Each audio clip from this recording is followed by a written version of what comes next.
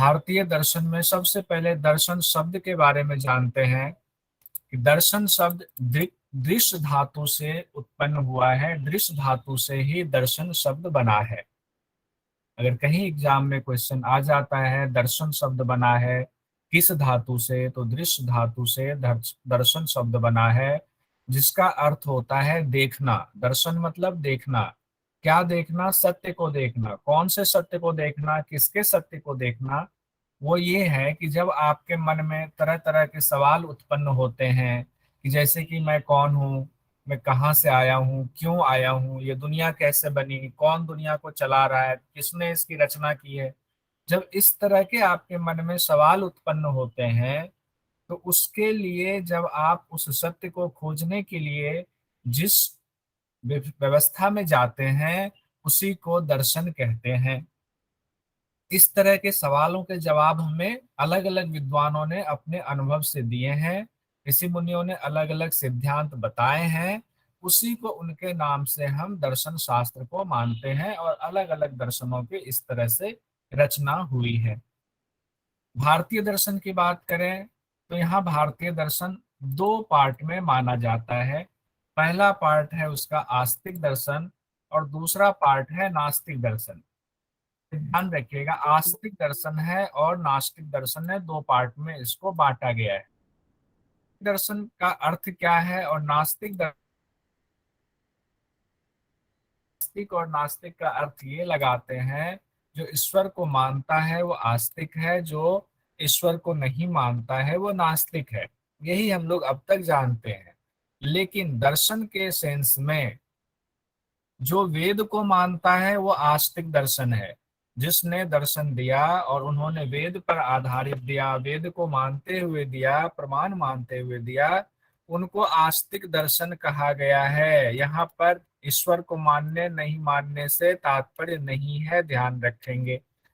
और जो वेद को नहीं मानते हैं, जो वेद को प्रमाण ही नहीं मानते, कहते हैं हम नहीं मानते वेद,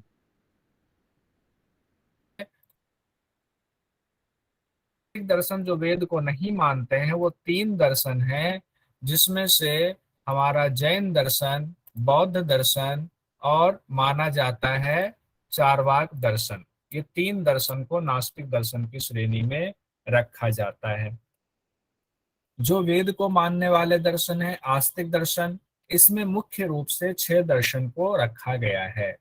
ये छह आस्तिक दर्शन हैं: सांख्य, न्याय, वैशेषिक, योग, मीमांसा और वेदांत दर्शन।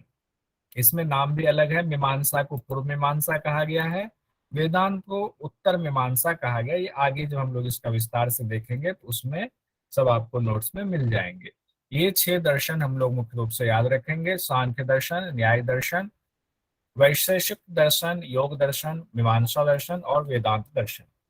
अब इस छह आस्तिक दर्शन में भी इसके भी दो पार्ट हैं, ईश्वरवादी दर्शन और अनिश्वरवादी दर्शन। यानी इस छह दर्शन में भी कई जगहों पर ईश्वर को पूरी तरह से मान्यता नहीं दिया गया है और कुछ दर्शनों में ईश्वर की मान्यता दी गई है।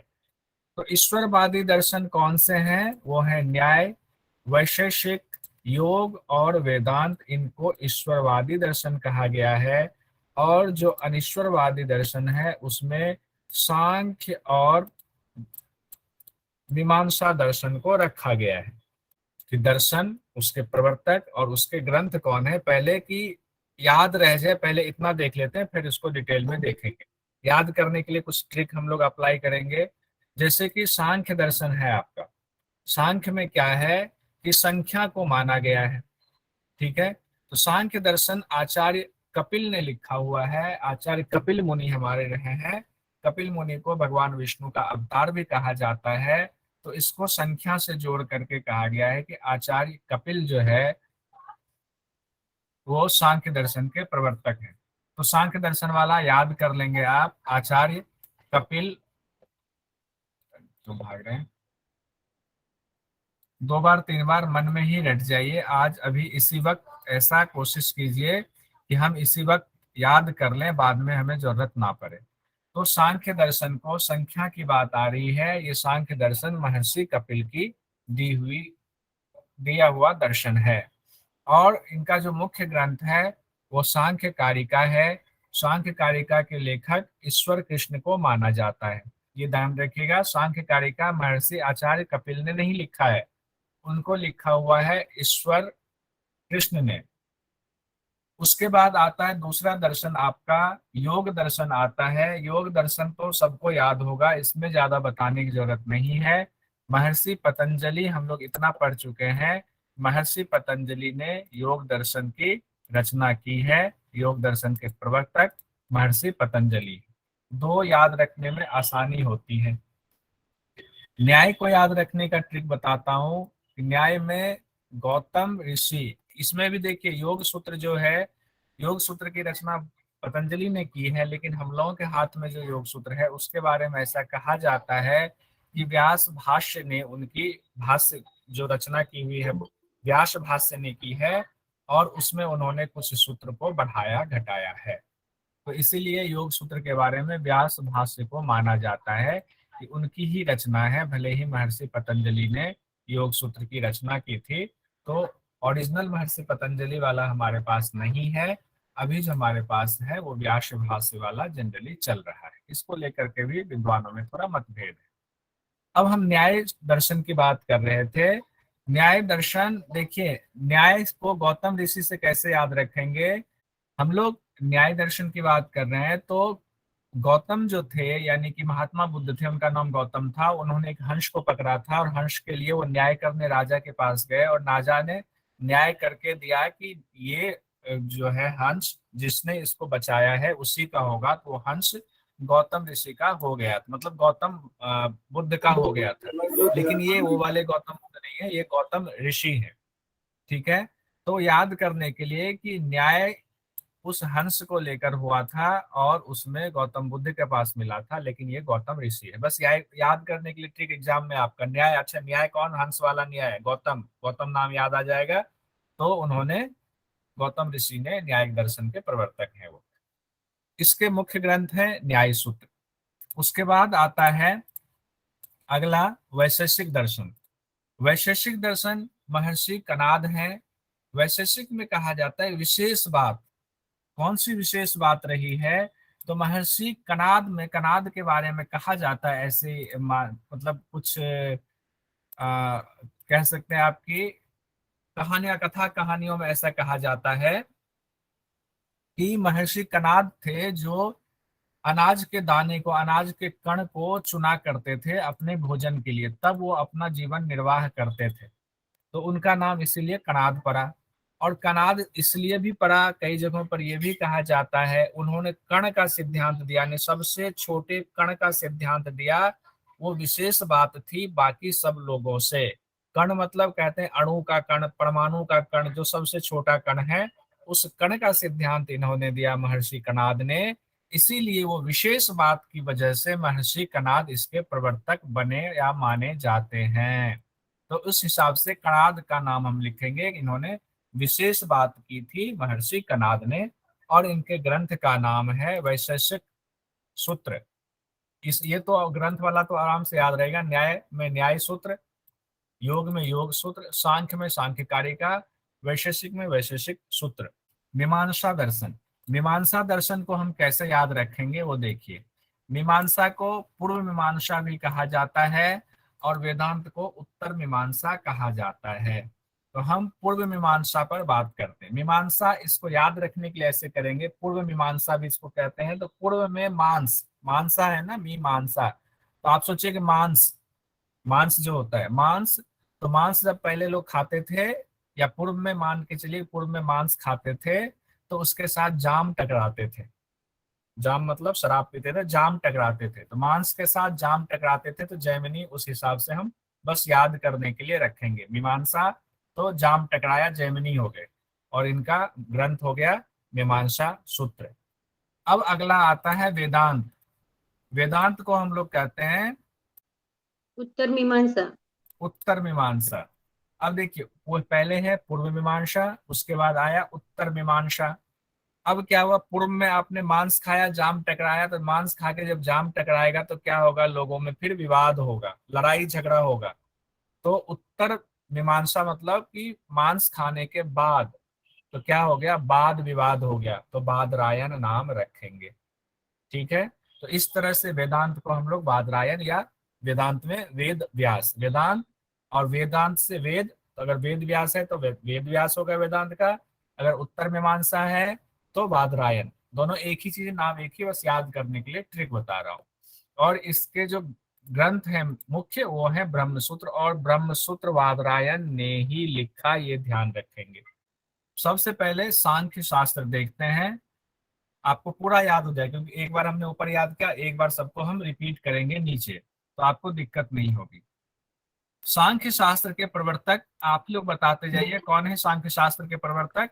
महर्षि कपिल। कपिल मुनि। महर्षि कपिल। जैमिनी किन्हीं ने कह दिया, जैमिनी कहाँ से आ गए? जैमिनी तो जाम टकराएंगे तो किसमें होंगे? पूर्व मीमांसा में होंगे। मीमांसा। ठीक है, तो ये गड़बड़ हो गया आपका। इसे प्राचीनतम दर्शन कहा जाता है, सांख्य दर्शन को महर्षि कपिल ने, ये याद रखेंगे। सबसे प्राचीनतम दर्शन किसे कहा जाता है? तो सांख्य दर्शन को प्राचीनतम दर्शन कहा जाता है। सांख्य दर्शन में जो सबसे मुख्य बात है, वो 25 तत्वों की चर्चा की गई है। तो ये सवाल कई बार आता है कि सांख्य दर्शन में कितने तत्वों की चर्चा की गई है? तो 25 तत्वों की चर्चा की गई है। सांख्य दर्शन में प्रकृति को सबसे ज्यादा महत्व दिया गया है। कहा गया प्रकृति ही सगर्भा है, यानी प्रकृति के गर्भ में ही सब कुछ छिपा हुआ है। जितना कुछ सृष्टि में रचना हुई वो प्रकृति के गर्भ में पहले से मौजूद है, बस प्रकट होना बाकी है। यानी कि प्रकृति के गर्भ में सब कुछ समाहित है, और प्रकट होने के लिए उसको चाहिए कोई ना कोई। अब प्रकट कैसे होगा? तो प्रकट करने के लिए कहते हैं कि उनको वो आत्मा की तरफ, यानी कि आत्मा को पुरुष कहा गया है यहाँ। ध्यान रखिएगा, ये सवाल भी आ जाता है, सांख्य दर्शन में आत्मा को किस नाम से पुकारा गया है? तो आत्मा को पुरुष नाम से पुकारा गया है। अब देखिए कैसे सृष्टि की रचना होती है, बहुत इंपॉर्टेंट है सांख्य शास्त्र का ये वाला पॉइंट, ध्यान रखिए। कहा गया है प्रकृति में 3 गुण होते हैं, सत, रज और तम। ये सब लोग पहले से जानते होंगे। अब यहाँ से रचना शुरू होगी आपकी। सत, रज और तम गुण जो है, सत गुण जो है वो प्रकाशक होता है, कहते हैं कि सात्विक प्रवृत्ति का होता है, प्रकाशक होता है। रज गुण जो होता है वो चंचल होता है, और तमो गुण जो है, जब चंचलता से आप थक गए तो ऐसे याद करने के लिए, वो स्थिर होता है। उसमें तमोगुण वाले जो क्या है, आलसी होते हैं। ये 3 गुण प्रकृति के होते हैं। इस 3 गुण में सब कुछ समाहित होता है, पूरी सृष्टि में जो भी दिख रहा है सब समाहित होता है। लेकिन ये क्या होता है, जड़ होता है। सब कुछ तो उसके अंदर है, लेकिन ये जड़ है, ये चल नहीं सकता, एक तरह से ये लंगड़ा है। अब ये लंगड़ा, ये चल ही नहीं सकता है, या इसको कहे कि इसमें एकदम अंधकार में बैठा हुआ है, सब कुछ होते हुए भी चुपचाप ये बैठा हुआ है। अब क्या करें? ये देखता है कोई आए, हमारे ऊपर प्रकाश डाले, रोशनी डाले, और हमारे अंदर जो जो चीजें हमारे गर्भ में है हम उसको प्रकट कर दें। तो ये पुरुष की तरफ देखती है, पुरुष को लुभाती है। कैसे लुभाती है? सांख्य शास्त्र में साफ साफ कहा गया है, सतोगुण से लुभाती है, रजोगुण की चंचलता से लुभाती है, तो कभी तमोगुण से लुभाती है। उसके बाद कहा गया है उधर पुरुष क्या करता है? पुरुष गुणातीत है, उसमें कोई गुण नहीं है, वो बिल्कुल शुद्ध चैतन्य है। लेकिन क्या है कि पुरुष को लगता है कि मैं कौन हूं, ये उसके मन में आता है। आप लोगों ने पढ़ा हुआ होगा, जब ब्रह्मा भगवान की उत्पत्ति हुई, ब्रह्म ने ब्रह्मा की उत्पत्ति की, तो ब्रह्मा भगवान सोचने लगे मैं कौन हूं, मैं कौन हूं, उनको समझ में ही ना आए। जब वो ब्रह्म कमल पे थे, जब वो उसके अंदर जाने लगे ब्रह्म कमल के दंड में, तो वो कई वर्ष, लाखों वर्ष बीत गए, उनको फिर भी अपने उसका पता नहीं चला कि मेरी उत्पत्ति कहाँ से हुई है। फिर वो ऊपर आए, फिर ब्रह्म के कमल के ऊपर आए, फिर उन्होंने जो है साधना की, तब उनको कहा कि आप जो है सृष्टि की रचना करो। उसी तरीके से ब्रह्मा से हम लोग पुरुष का तात्पर्य लगाएंगे। उसी तरह पुरुष ये सोच रहा है अभी कि मैं कौन हूँ, मेरे सृष्टिकर्ता कौन है, कोई ना कोई तो होंगे, कहाँ से मैं आया हूँ, कैसे जो है मेरा उद्धार होगा, ये पुरुष सोचता है। जब पुरुष ये सोचता है तो पुरुष देखता है प्रकृति की तरफ, प्रकृति देखती है पुरुष की तरफ। तो प्रकृति को लगता है कि पुरुष हमारा उद्धार करेगा, पुरुष को लगता है प्रकृति से शायद हमारा उद्धार हो जाए, हमें पता चल जाए। ये उसी तरह से जैसे जंगल में आग लग गई, एक अंधा है और एक लंगड़ा है। तो क्या हुआ, अंधे के पास पाँव है और लंगड़े के पास पाँव नहीं है, लंगड़ा अंधे के कंधे पर बैठ गया और लंगड़े के पास आंख है, वो दिखाता चला गया और जंगल से दोनों निकल गए, दोनों का उद्धार हो गया। इसीलिए हम लोगों ने पढ़ा हुआ है पातंजल योग सूत्र में, प्रकृति का कार्य क्या है, भोग और अपवर्ग कराना। किसके लिए? पुरुष को भोग कराता है और अपवर्ग यानी कि उसको मोक्ष देता है। देखिए यहाँ से कितनी चीजें जुड़ी हुई हैं। अब क्या होता है, पुरुष प्रकृति की तरफ देख रही है, प्रकृति पुरुष की तरफ। अब पुरुष जैसे ही प्रकृति की तरफ बढ़ती है कि शायद यहाँ से मुझे पता चले कि मेरा कौन है, कहाँ से मेरी जननी है, सब कुछ, तो जैसे ही पुरुष प्रकृति की तरफ बढ़ता है, पुरुष के प्रकाश से प्रकृति जो है प्रकाशित होता है, जो अंधकार में था उसकी चीजें दिखनी शुरू हो जाती। अब तक क्या था, सत रज और तम सम अवस्था में था प्रकृति में। तो सतरज तम जब सम अवस्था में था तो इसको प्रलय की अवस्था कहते हैं। ध्यान रखिएगा, जब सतरज तम एक एक एक है यानी सम है, बराबर है, तो प्रलय है। और जब सतरज तम में हलचल होती है तब यहीं से सृष्टि की रचना शुरू हो जाती है। तो हलचल कब हुई? जैसे ही पुरुष उसके पास गया, पुरुष का प्रकाश पड़ा जैसे ही प्रकृति के तीनों गुणों पर, सतरज तम पर, तो उसमें हलचल शुरू हो गई। सतरज तम चंचल, एक चंचलता हो गया, एक सात्विकता था, एक तम जो है अपना मोह माया में पड़ा हुआ था।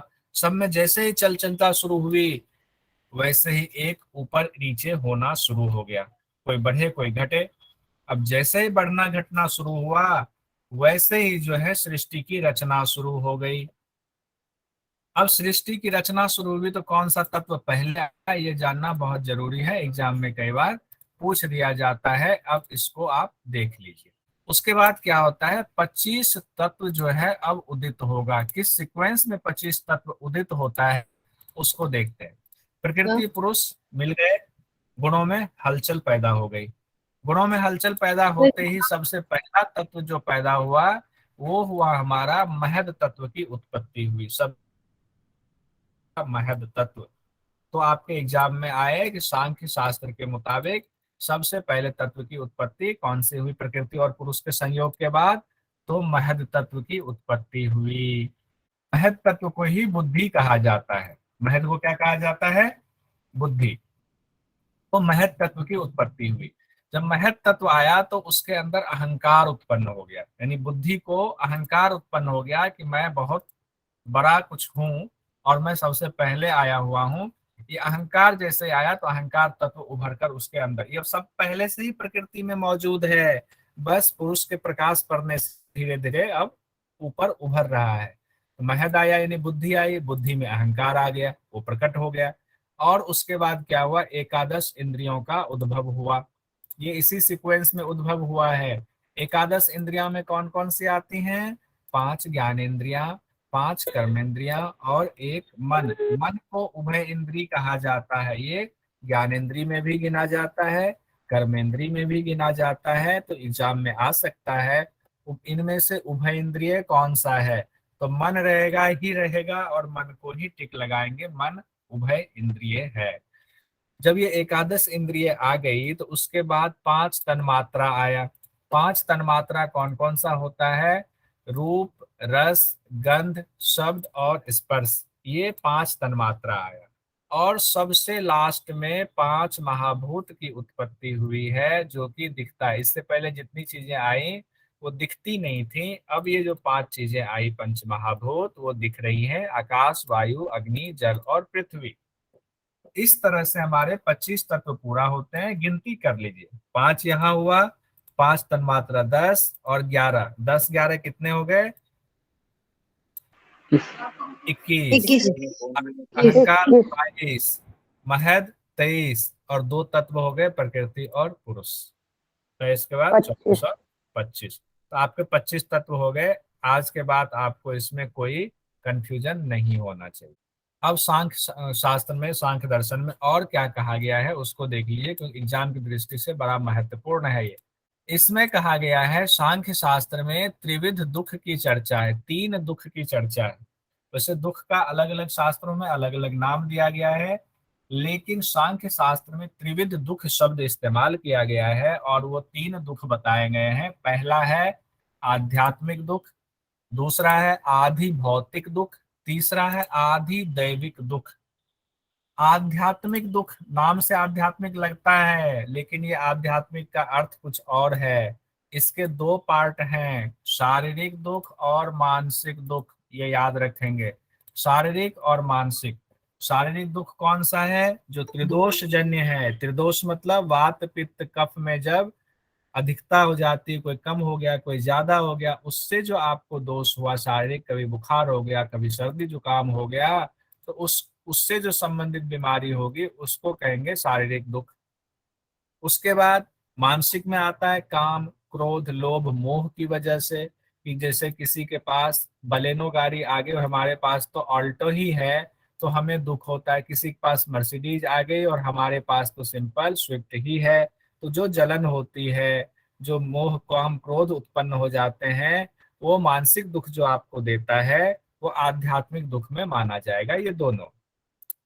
अब आता है आधि भौतिक दुख, यानी आपके शरीर पर जो बाहर से कोई नुकसान होता है, कोई नुकसान पहुंचाए, तब जो आपको दुख होता है शारीरिक, उसको आधि भौतिक दुख कहते हैं। यहाँ शारीरिक एक और है लेकिन वो त्रिदोष जन्य है, और यहाँ शारीरिक है जैसे कुत्ते ने काट लिया, सर्पदंश हो गया, आपका एक्सीडेंट हो गया, या किसी से लड़ाई झगड़ा में मारपीट हो गई तब चोट लग गई, उसको आधि भौतिक दुख में गिना जाता है।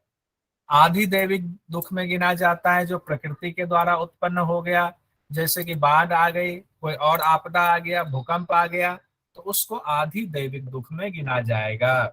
ये तीनों मुझे लगता है अब आपका क्लियर हो गया होगा। तो सांख्य शास्त्र में कहा गया है कि इन तीन दुखों से छुटकारा पाने का उपाय क्या है। तो कहा गया इन तीन दुखों से छुटकारा तभी मिलेगा जब आप इस 25 तत्व को जान लेंगे, और 25 तत्व को जानने के बाद आपको ये ज्ञान हो जाएगा पुरुष को कि प्रकृति से तो हमारा कोई मतलब ही नहीं है, हम तो उसकी जाति के ही नहीं है, हमारा तो अलग ही अस्तित्व है, तब हमें मोक्ष मिलेगा।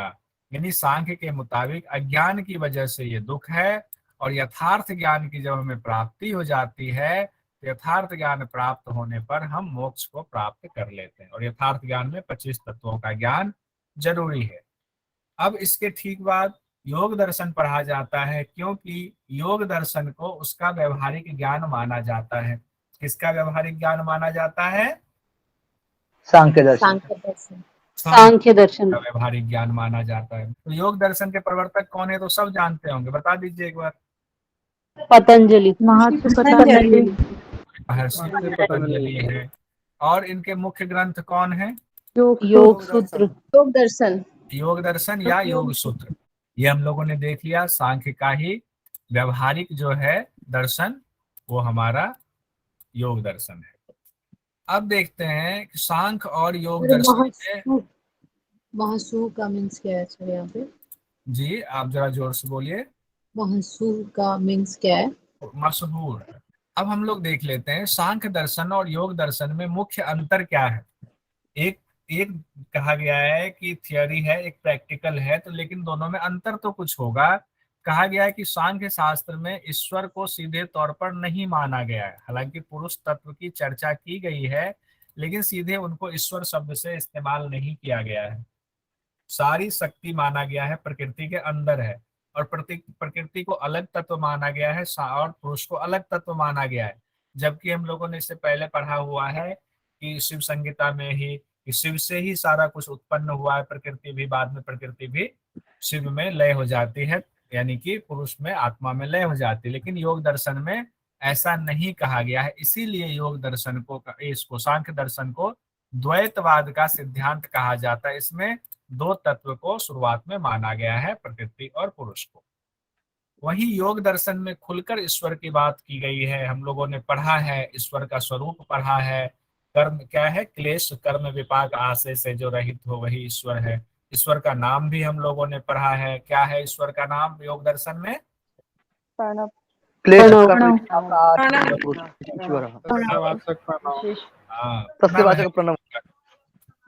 तो अब उसके बाद हम लोग देखते हैं योग दर्शन में अविद्या को बंधन का कारण माना गया है। कहते हैं अविद्या की वजह से, महर्षि पतंजलि कह रहे हैं कि प्रकृति और पुरुष का जो संगम हुआ है अविद्या की वजह से हुआ है, इसीलिए अविद्या का नाश करके हम केवल की प्राप्ति कर लेते हैं। तो मोक्ष प्राप्ति के लिए जो महर्षि पतंजलि ने उपाय बताया है वो अष्टांग योग की चर्चा की है, जिसमें कि 8 हैं: यम, नियम, आसन, प्राणायाम, प्रत्याहार, धारणा, ध्यान और समाधि। ये तो हम में से सब लोग जानते हैं, तो ये अच्छी बात है क्योंकि आप लोग पहले से इसको पढ़े हुए हैं। अब आगे बढ़ते हैं हम लोग। अगला है हमारा न्याय दर्शन। न्याय दर्शन के प्रवर्तक कौन है? गौतम गौतम ऋषि। ऋषि। गौतम ऋषि। याद करने के लिए क्या ट्रिक बताया था वो भी बताइए, ताकि बाद के लिए हंस। सर हंस वाला न्याय के लिए लेके गए हुए थे राजा के हंस पास। को नाच के ले लेते थे ऐसे। अब देखिए, न्याय दर्शन में कहा गया है कि हर चीज प्रमाण पे कसा गया, प्रमाण की कसौटी पर कसते हैं, इसीलिए इसे प्रमाण शास्त्र भी कहते हैं। अब यहाँ पर एक चीज कंफ्यूजन उत्पन्न होगी, तो उसको थोड़ा सा देख लेंगे हम लोग। सत्य को जानने के लिए हम प्रमाण की कसौटी पर कसेंगे, और प्रमाण इसमें 4 बताए गए, उसको देखते हैं। एग्जाम की दृष्टि से वो अभी आ जाएगा डोली जी। इसमें जो सब बहुत इंपॉर्टेंट है वो है अक्षपाद दर्शन, भी इसको कहा जाता है। और पिछली बार ही इसमें क्वेश्चन आया हुआ था अक्षपाद वाला, कि अक्षपाद के नाम से किन, मतलब गौतम ऋषि का दूसरा नाम कौन सा है? अक्षपाद है, चक्षुपाद है, ऐसे करके क्वेश्चन आया हुआ था। तो गौतम ऋषि का दूसरा नाम अक्षपाद है, ध्यान रखिएगा। इसीलिए इसको अक्षपाद दर्शन भी कहा जाता है। अक्षपाद दर्शन, गौतम ऋषि का नाम अक्षपाद भी उनको कहा जाता है। प्रमुख ग्रंथ कौन सा है इसका, न्याय दर्शन का? न्याय सूत्र। हाँ, न्याय सूत्र। न्याय सूत्र है। लेकिन न्याय दर्शन तो न्याय में सूत्र जोड़ देंगे तो न्याय सूत्र हो जाएगा। ये तर्क पर आधारित दर्शन है। हर चीज का तर्क वितर्क करते हैं, बिना तर्क के ये आगे नहीं बढ़ते हैं। अब जो तर्क किस चीज का, किसी दर्शन में जैसे सत्य को ढूंढना है तो ये तर्क करेंगे, और तर्क किसके आधार पर करेंगे? प्रमाण के आधार पर करेंगे। और यहाँ प्रमाण 4 बताए गए। महर्षि पतंजलि ने कितने प्रमाण बताए हैं? 3। कौन कौन से? प्रत्यक्ष, अनुमान, आगमः, प्रमाण। अनुमान आगम। हाँ, प्रत्यक्ष, अनुमान, आगमन, प्रमाण। बहुत सुंदर। लेकिन यहाँ पर देखिए, अब हम लोग दिमाग को थोड़ा खोलेंगे कि प्रमाण का मतलब सिर्फ 3 नहीं होता है। अलग अलग शास्त्रों में प्रमाण अलग अलग बताए गए हैं, और न्याय दर्शन में प्रमाण 4 बताए गए हैं: प्रत्यक्ष प्रमाण, अनुमान प्रमाण, उपमान प्रमाण और शब्द प्रमाण। ठीक है, तो ये 4 प्रमाण आपके न्याय दर्शन में है। एग्जाम में आ जाए न्याय दर्शन में कितने प्रमाण की चर्चा है, तो 4 प्रमाण की चर्चा है। न्याय दर्शन के मुताबिक कहा गया कर्म और अज्ञान ही बंधन का कारण है, और इसका मुख्य उद्देश्य क्या है? मोक्ष की प्राप्ति। हमें कैसे मोक्ष मिले, उस मोक्ष की प्राप्ति के लिए हम सारे उपाय करें। ठीक है, न्याय दर्शन के बाद हम वैशेषिक दर्शन पढ़ते हैं, क्योंकि जो 4 प्रमाण हैं, इस प्रमाण के द्वारा जब शब्द किसी सत्य को कसौटी पर कसते हैं, तो उसके बाद जो रिजल्ट आना शुरू होता है, वहां से वैशेषिक दर्शन की शुरुआत हो जाती है हमारी। वैशेषिक दर्शन को हमेशा न्याय दर्शन के जोड़कर देखा जाता है। इसमें इसकी वजह एक और भी है, दोनों ही शास्त्र ईश्वर को मानते हैं और अज्ञान को बंधन मानते हैं। प्रमाण के द्वारा सत्य को जांचा जाता है। कौन से प्रमाण? जो न्याय के प्रमाण है, उसी में वैशेषिक में भी उसी प्रमाण का इस्तेमाल किया जाता है। अब इसमें कहा जाता है वैशेषिक दर्शन के प्रवर्तक कौन है? जो विशेष बात किसमें रही थी? कणाद मुनि। कणाद। हाँ, तो हम लोगों ने अभी पढ़ा था, कणाद ऋषि के बारे में पढ़ा कि विशेष बात उन्होंने कण की बात की थी। तो महर्षि कणाद का दूसरा नाम उलूक भी था। ये ध्यान रखिए, इससे संबंधित सवाल पूछ दिया जाता है। महर्षि कणाद का दूसरा नाम क्या था? तो उलूक था। ठीक है, इसको मन ही मन 2 से 3 बार रिपीट कर जाइए, तो आपको याद हो जाएगा। महर्षि कणाद का नाम उलूक भी था। तो महर्षि कणाद, जैसे हमने कहा, कण का सिद्धांत दिया, सबसे छोटे कण का। तो इसमें 2 जगह 2 अलग अलग चीजों की चर्चा। एक तो परमाणुवाद का सिद्धांत कई जगहों पर कहा गया, क्योंकि सबसे छोटा कण परमाणु कण है। और अणु कण का सिद्धांत पे कुछ व्याख्याकारों ने लिख दिया है कि अणु सिद्धांत भी दिया है। तो परमाणु सिद्धांत हो, अणु सिद्धांत हो, दोनों ही ठीक है, लेकिन जो सबसे बड़ी है, मतलब सबसे सटीक है, वो परमाणुवाद का सिद्धांत है। वैशेषिक दर्शन में महर्षि कणाद ने परमाणुवाद का सिद्धांत दिया हुआ है। अब परमाणुवाद के सिद्धांत क्या है ये हम लोग देखते हैं। वैशेषिक सूत्र मुख्य ग्रंथ है, सूत्र मुख्य ग्रंथ है ये। वैशेषिक दर्शन को तत्व शास्त्र भी कहा जाता है, ये एक इंपॉर्टेंट चीज है, इसको तत्व शास्त्र भी कहा जाता है, ध्यान रखिए। अब देखते हैं एलिमेंट। हाँ, तत्व। अब देखिए इसमें 9 द्रव्य को माना गया है और 9 द्रव्य के साथ ही 6 पदार्थ की चर्चा की गई है। व्याख्याकारों ने अभाव को 7वां पदार्थ माना है। 9 द्रव्य मैंने यहाँ लिखा नहीं है अभी। 9 द्रव्य में पहले तो पांचों जो है पंचमहाभूत वाले तत्व आ जाते हैं, उसके बाद दिक्, काल और मन, आत्मा को लिया गया। इस तरह 9 द्रव्य हैं, उतना अंदर हम लोग अभी नहीं जाएंगे। वैशेषिक दर्शन को सृष्टिवाद का सिद्धांत माना गया। कैसे सृष्टिवाद है, कैसे सृष्टि की रचना हुई है, क्या कहता है इसमें वैशेषिक दर्शन, उसको देखते हैं। सृष्टि के बारे में ये कहते हैं कि 4 परमाणु से मिलकर ही सृष्टि की रचना हुई है। ये 5वां नहीं मानते, कहते हैं 4 ही परमाणु है, उसी की से सृष्टि की रचना हो गई है, उसके बाद जो और उत्पन्न होना हुआ है हुआ है। वो कौन से मुख्य 4 परमाणु हैं जो सबसे छोटे कण माने गए हैं? अग्नि, वायु, जल और पृथ्वी। ये याद रखेंगे। ये चारों कैसे याद रहेगा? तो इसमें आकाश को नहीं माना गया है, तो जिसको नहीं माना गया है पंचमहाभूत में उसको याद कर लीजिए, तो बाकी चारों आपको याद हो जाएगा। तो वैशेषिक दर्शन में जो परमाणु सिद्धांत दिया गया है उसमें आकाश को नहीं गिना गया है सबसे छोटे तत्व में, तो आकाश को छोड़ दें, अग्नि, वायु, जल और पृथ्वी 4 बचते हैं। यही 4 परमाणु मुख्य है। अगर क्वेश्चन में दे दिया जाए कूट में, तो आकाश को हम काट के हटा देंगे, बाकी 4 हमारा रहेगा। यानी कि इन चारों के संयोग से सृष्टि की रचना होती है, और इन चारों में जब अलगाव हो जाए, अलग अलग हो जाए, तो प्रलय और मुक्ति की वही अवस्था होती है। अब देखिए सृष्टि के बारे में, यहाँ ईश्वर के बारे में किस तरह से चर्चा होती है, जो अभी बात हो रही थी, पुंडित जी कह रहे थे, उस पर भी अभी आएंगे। इसमें 2 कारण माना गया है, उपादान कारण सृष्टि की रचना को और निमित्त कारण। उपादान कारण क्या है, निमित्त कारण क्या है, वो देखते हैं। उपादान कारण जो है वो ये चारों परमाणु जो है अग्नि, वायु, जल और पृथ्वी, इसको उपादान कारण माना गया है। उपादान का मतलब होता है कि जैसे आप अगर कुम्हार हैं तो आप निमित्त होंगे, आप रचनाकार हुए, और आपका उपादान क्या होगा? मिट्टी होगा। मिट्टी उपादान हुआ, मिट्टी से आप घड़ा बनाएंगे, तो आप जो बनाने वाले हुए, निमित्त हुए, और जो उपादान हुआ वो मिट्टी हुआ, और उपादान का जो रिजल्ट हुआ वो सृष्टि यानी कि घड़ा हुआ। ठीक है। अब देखिए उपादान कारण में 4 प्रमुख परमाणु हैं और निमित्त कारण ईश्वर हो गए। जो 4 परमाणु हैं वो कहते हैं कि ये चारों निष्क्रिय हैं, ये बिल्कुल निष्क्रिय पड़े रहते हैं, इसमें कोई हलचल कुछ भी नहीं होती है। तो हलचल इसमें कैसे लाना है? तो कहते हैं कि ईश्वर उसमें गति प्रदान करते हैं। कुम्हार जो है उस मिट्टी को रौंद करके उसमें गति प्रदान करके फिर जो है घड़ा बना देता है। ईश्वर जो है इन चारों तत्वों में गति प्रदान करके इनको मिला करके क्या करते हैं? सृष्टि की रचना कर देते हैं। इसको आप याद कर लें।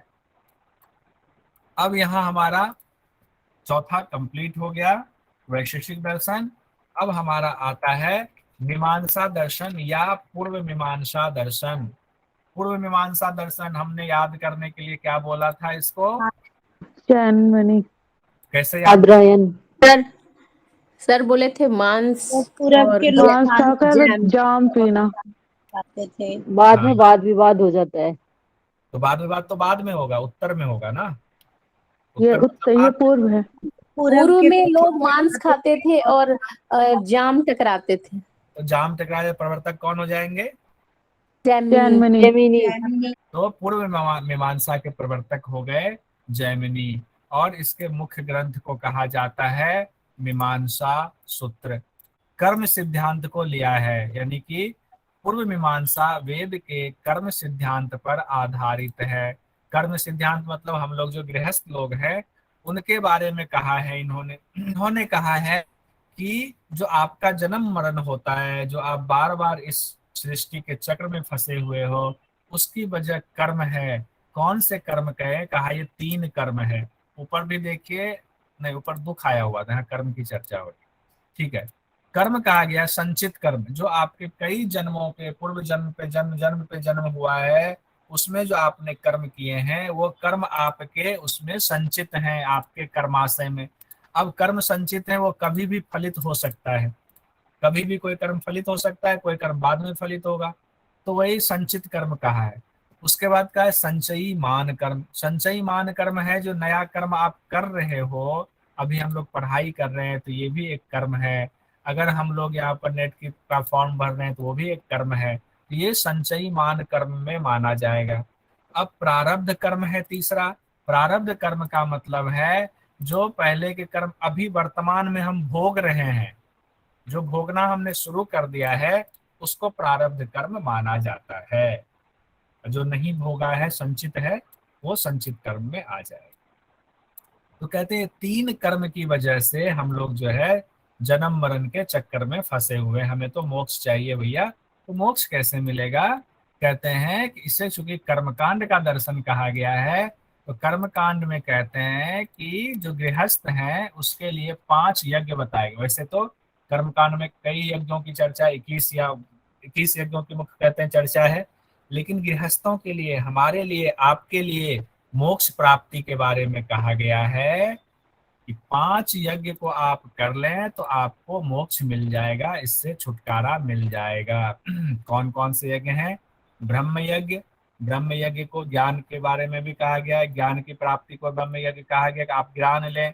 कौन सा ज्ञान लें? तो बहुत लोग गीता पाठ करते हैं, बहुत लोग सत्यनारायण की कथा सुनते हैं, ज्ञान लेते हैं, शास्त्र को पढ़ते हैं, तो वो ब्रह्म ज्ञान की बात हुई। देव यज्ञ है। उसके बाद देव यज्ञ में कहा गया है जो देवतागण आपकी मदद करते हैं, जैसे बारिश हुई तो बारिश के देवता का, या किसान को भी, अब उसकी व्याख्या अगर विस्तृत रूप में की जाए तो किसान अन्न उपजाते हैं, कहते हैं किसान देवता हो गए, उनके प्रति भी हमारा कुछ ऋण बनता है। उसी तरीके से अलग अलग देवता हैं जो हमें परोक्ष रूप से कुछ देते हैं बिना कुछ लिए, उनके लिए जो पूजा अर्चना करते हैं वो देव यज्ञ में माना जाता है। पितृयज्ञ में कहा जाता है जो हमारे बुजुर्ग हैं या जो गुजर गए हैं, या जो हैं या जो गुजर गए, दोनों ही, उनके प्रति जो हम सम्मान दिखाते हैं, उनका जो हम मान सम्मान करते हैं, तो वो पितृयज्ञ में माना जाता है। जनरली पितृयज्ञ को लोग कह देते हैं जो गुजर गए हैं उनसे नहीं, जो हमारे माता पिता हैं, जो हमारे दादा हैं, दादी हैं, उनका भी मान सम्मान करना, उनका देखभाल करना, उनके पितृयज्ञ में माना जाता है। मनुष्य यज्ञ हमारा हो गया। इसके बाद आता है मनुष्य यज्ञ में आपके यहाँ कोई देव वो आ गए, क्या कहते हैं, अतिथि आ गए, उनका सेवा सत्कार कीजिए, मनुष्य यज्ञ में आ जाएगा। भूत यज्ञ में कहा गया है कि आप बाकी जानवरों की जो है देखभाल करते, जैसे गाय पालन कर लिया आपने, आपके घर में कुत्ता है उसको भी खाना दे देते हैं, तो भूत यज्ञ में वो सब माना जाता है। जब ये 5 कर्म आप करते हैं बड़े मनोभाव से, तो आपको मोक्ष की प्राप्ति मिलती है, ऐसा पूर्व मीमांसा दर्शन कहा गया है, महर्षि जैमिनी ने ऐसा कहा है। अब आता है हमारा षड दर्शन का अंतिम वाला वेदांत दर्शन। इसके कई नाम है, एक उत्तर मीमांसा दर्शन, और इसी को उपनिषदों का दर्शन भी कहा जाता है, क्योंकि वेदांत में उपनिषद भी आते हैं, तो इसको उपनिषदों का दर्शन कहा जाता है। वेदांत दर्शन के प्रवर्तक हम लोगों ने पढ़ा था, उत्तर मीमांसा। कौन है इसके? वाद विवाद हो जाता है, वाद विवाद बादरायण। हो गए, उन्हीं का दूसरा नाम है वेद व्यास। वेद व्यास। वेदों का अंतिम भाग होने की वजह से इसे वेदांत कहा जाता है। उपनिषद। हाँ, उपनिषद भी इसी के अंतर्गत आता है। इसका जो मुख्य ग्रंथ है वो है ब्रह्म सूत्र। उत्तर मीमांसा का मुख्य ग्रंथ कौन सा है? ये सबसे इंपॉर्टेंट है। कौन सा है? ब्रह्म सूत्र। ब्रह्म सूत्र। इसके जो प्रवर्तक रहे बादरायण, उन्होंने ही ब्रह्म सूत्र की रचना की, और बाद के जो विद्वान हुए उन्होंने ब्रह्म सूत्र पर भाष्य लिखे हैं। तो सबसे ज्यादा भाष्य ब्रह्म सूत्र पर लिखे गए हैं, और ब्रह्म सूत्र पर कौन कौन से भाष्य लिखे गए हैं उसको हम लोग एक नजर में देख लेते हैं, क्योंकि इससे संबंधित क्वेश्चन आते हैं। वेदांत भाष्य मीन्स क्या होता है सर? भाष्य का मतलब है किसी सूत्र की व्याख्या करना, व्याख्या करने को भाष्य कहते हैं। जैसे पातंजल योग सूत्र है, उन्होंने तो सूत्र लिख दिया, अब सूत्र की जो व्याख्या करेंगे वो भाष्यकार कहलाएंगे। अगर एकता जी व्याख्या कर रहे हैं तो एकता जी भाष्यकार कहलाएंगे। अगर कौशल जी व्याख्या कर रहे हैं तो उस दौरान कौशल जी भाष्यकार है। अगर उन्होंने अपना मत लगाया तो नहीं, दूसरे का मत पढ़ रहे हैं, हाँ जिनका पढ़ रहे हैं उनको भाष्यकार माना जाएगा। तो शंकराचार्य का जो भाष्य है वो सबसे प्रमुख है। अभी जितने हम लोग पढ़ेंगे आचार्य सभी ने ब्रह्म सूत्र पर ही भाष्य लिखा, इसीलिए ये जितने भाष्य की चर्चा होगी सब ये वेदांत के अंतर्गत आएगा। उत्तर मीमांसा की बात हम कर रहे हैं यहाँ पे। तो आदि गुरु शंकराचार्य ने जो भाष्य लिखा ब्रह्म सूत्र पर उसको शंकर भाष्य कहा जाता है। क्या कहा जाता है? शंकर भाष्य। हाँ, एग्जाम में आ जाता है ब्रह्म सूत्र पर शंकराचार्य के लिखे भाष्य का नाम है, तो क्या नाम है? शंकर भाष्य, या इसी को शारीरक भाष्य भी कहा जाता है। दो नाम है इसका, शारीरक भाष्य या शंकर भाष्य। सिद्धांत इन्होंने क्या दिया? अद्वैतवाद का सिद्धांत दिया। कहा कि अद्वैत है, द्वैत कुछ नहीं है जो सांख्य में कहा गया प्रकृति और पुरुष। ये कहते हैं नहीं, दो नहीं, एक ही तत्व है, ब्रह्म ही सब कुछ है, उसी से सबकी उत्पत्ति हुई है। यदि अ मतलब नहीं, द्वैत मतलब दो, दो नहीं है, एक ही सब कुछ है। इन्होंने अद्वैत का सिद्धांत दिया। इसी का दूसरा नाम केवलाद्वैतवाद भी कहा जाता है। अद्वैत ही याद रखेंगे, यहीं से आ जाता है। विशेष बात क्या है इनके भाष्य की?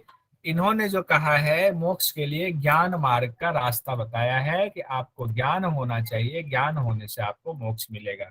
और इनका जो वाक्य है ब्रह्म सत्य जगत मिथ्या, ये बड़ा सुनने को कहा मिलता है और एग्जाम में भी ये पूछा जा सकता है।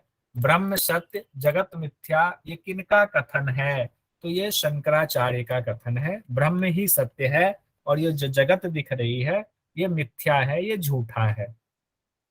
यहाँ से आपके कई सवाल निकल जाएंगे। शिव सत्य भी तो कह सकते हैं, ब्रह्मी को क्यों लिए ये फिर? यही कहा गया है, यही शब्द इस्तेमाल किया गया। अब आगे आते हैं रामानुजाचार्य। दूसरे जो ब्रह्म सूत्र पर भाष्य लिखने वाले हुए वो हुए रामानुजाचार्य। इनके भाष्य का नाम है श्री भाष्य। इन्होंने वैष्णव धर्म पे भाष्य लिखा है। इन्होंने जो सिद्धांत दिया है अपने भाष्य में वो विशिष्टाद्वैत का सिद्धांत दिया है, यानी इन्होंने सगुण ब्रह्म की चर्चा की है। इन्होंने संशोधित अद्वैत बात को ही संशोधित करके अपने हिसाब से इन्होंने चेंज कर दिया है उसको, और कहा है मोक्ष के लिए कर्म ज्ञान और भक्ति। कर्म ज्ञान और भक्ति में भी भक्ति को इन्होंने, अगर एग्जाम में आए कि भक्ति से रामानुजाचार्य या श्री भाष्य की चर्चा, भक्ति है तो भक्ति पे ही टिक लगाएंगे, क्योंकि मुख्य इन्होंने कहा, इन्होंने चूंकि सगुण की चर्चा की है तो सगुण में जब भी चर्चा होती है तो उसके लिए हमेशा सगुण में भक्ति की जाती है, सगुण ब्रह्म की भक्ति। अब आगे देखते हैं, भास्कराचार्य भी एक हुए। भास्कराचार्य ने भास्कर भाष्य लिखा और इन्होंने जो दिया सिद्धांत, भेदा भेद सिद्धांत दिया। उसके बाद हुए हमारे निम्बकाचार्य। ये सब बस एक एक लाइन में हम लोग देखते चले जाते हैं। निम्बकाचार्य हुए, उन्होंने वेदांत परिजात नाम से भाष्य लिखा ब्रह्मसूत्र का ही, और उन्होंने द्वैताद्वैतवाद का सिद्धांत दिया। और इन्होंने मोक्ष के लिए इन्होंने भी भक्ति मार्ग की ही चर्चा की है कि भक्ति मार्ग से ही आपको मोक्ष मिलेगा। उसके बाद माधवाचार्य जी हुए। माधवाचार्य जी ने जो भाष्य लिखी ब्रह्मसूत्र पे उसको पूर्ण प्रज्ञा भाष्य कहा गया।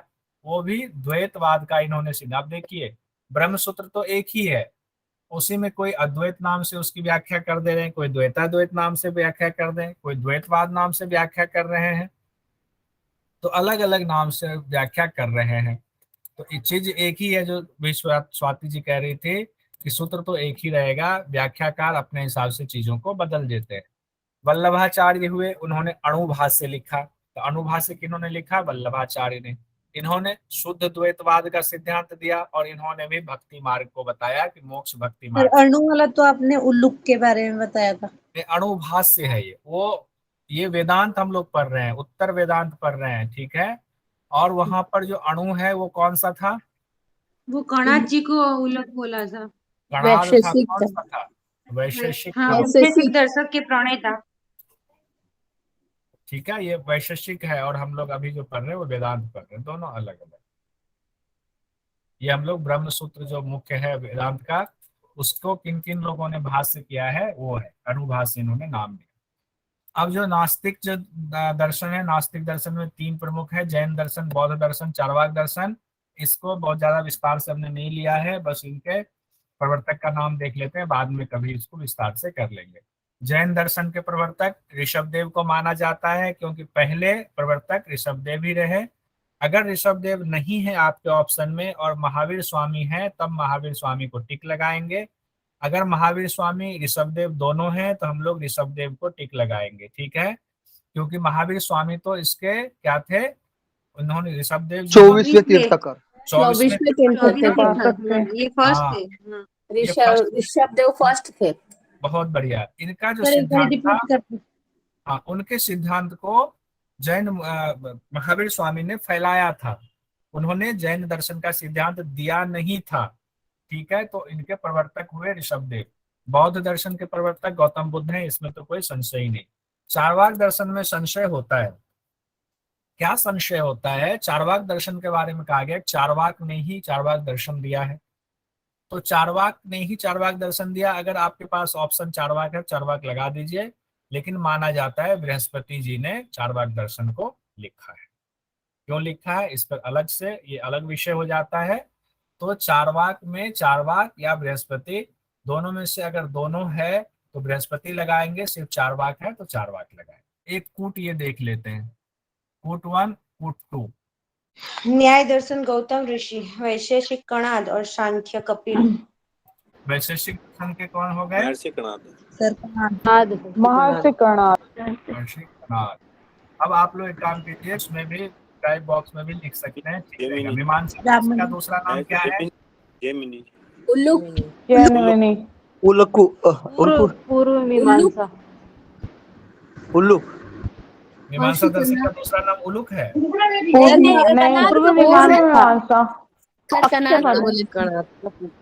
पूर्व मीमांसा। वेदांत दर्शन का एक और नाम क्या है? उत्तर मीमांसा। उत्तर मीमांसा। सांख्य दर्शन के प्रवर्तक कौन है? महर्षि कपिल। और सांख्य दर्शन में कितने की चर्चा है? 25। पहला तत्व कौन सा है? पहला तत्व प्रकृति है। पहला व्यक्त तत्व कौन सा है? तो महद है, ठीक है। महद है, बुद्धि। अच्छा, अब यहाँ पर है इनमें से उभय इंद्रिय। चलिए, मन फिर देने की जरूरत ही नहीं पड़ी, आप लोगों ने ऐसे ही बता दिया। वेदांत दर्शन के प्रवर्तक कौन है? बादरायण। बादरायण। वेद व्यास जी। पिताजी बादरायण है कि वेद व्यास है? बादरायण है। वेद व्यास नहीं है ना एकता जी? है, उन्हीं का नाम है। उन्हीं को वेद व्यास बोलते हैं। अच्छा, बहुत बढ़िया। बादरायण या वेद व्यास दोनों एक ही नाम, ठीक है, बहुत बढ़िया। ये क्वेश्चन हो गया। और कौन सा हमारा बच गया? न्याय दर्शन। हाँ, न्याय दर्शन के प्रवर्तक गौतम ऋषि। गौतम बुद्ध मत बोल दीजिए। गौतम ऋषि। आस्तिक कितने दर्शन माने गए हैं? 6। आस्तिक 6। आस्तिक दर्शन का मतलब क्या है? वेदों पर वेदों को मानते हैं। वेदों को मानने वाला। यहाँ पर ये मत कर दीजिएगा कि जो ईश्वर को मानते हैं, ईश्वर से यहाँ तात्पर्य नहीं है, ठीक है। सांख्य शास्त्र में कितने दुखों की चर्चा है? 3। आध्यात्मिक, आदि दैविक, आदि भौतिक और आध्यात्मिक। आध्यात्मिक 2 है। आदि भौतिक भौतिक और आदि देवी। आदि दैविक। आदि देवी। आदि दैविक। मन और शारीरिक योग आध्यात्मिक। दर्शन के प्रवक्ता कौन है? प्रवर्तक महर्षि पतंजलि। महर्षि पतंजलि। महर्षि पतंजलि। सोचना पड़ रहा था। महर्षि। सर हाँ, सर आपने पतंजलि। जो संचित कर्म और प्रारब्ध कर्म जो बताए थे वो कर्म किस में बताए गए हैं?